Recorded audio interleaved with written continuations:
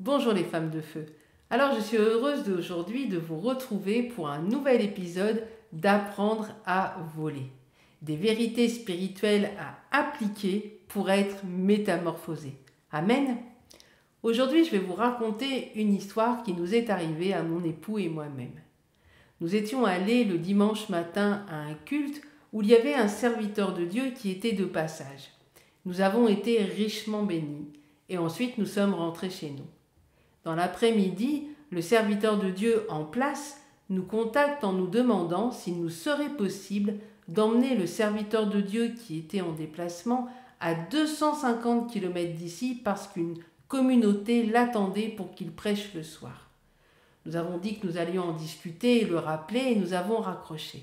Et là, nous avons commencé à partager, mon époux et moi-même. Et d'un seul coup, le Seigneur m'a dit: si toi tu devais aller prêcher à 250 km d'ici, est-ce que tu aimerais que cet homme le fasse pour toi? Ma réponse ne se fit pas attendre. Eh bien sûr, Seigneur. Alors toi, fais-le. Et donc, nous avons obéi et nous avons emmené cet homme de Dieu à 250 km de chez nous pour qu'il puisse prêcher dans la communauté qui l'attendait. Et nous avons encore été richement bénis. Amen. Mais tout cela me ramène à ce passage des Écritures que l'on retrouve dans Matthieu chapitre 7, verset 12 qui nous dit: tout ce que vous voudriez que les hommes fassent pour vous, vous aussi faites-le de même pour eux, car c'est ce qu'enseignent la loi et les prophètes. Donc, tout ce qu'on veut que les hommes fassent pour nous, nous devons le faire pour eux. Et à contrario, bien sûr, tout ce qu'on ne veut pas que les hommes fassent pour nous, nous ne devons pas le faire pour eux. Alors ma question c'est: est-ce que j'aimerais qu'on me vole?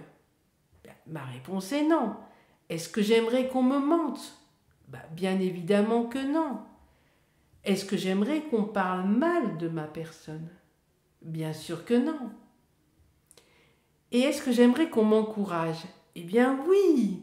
Est-ce que j'aimerais qu'on prenne soin de moi quand je ne vais pas bien? Eh bien oui, j'aimerais. Et voilà, donc à chaque fois qu'on doit poser un acte ou qu'on doit prononcer quelque chose, eh bien réfléchissons à ce passage des Écritures qui, je vous le rappelle, se trouve dans Matthieu chapitre 7, verset 12. Et disons-nous, est-ce que j'aimerais qu'on me fasse ce que je suis en train de faire? Et si la réponse est oui, nous sommes certaines d'être agréables à Dieu. Amen.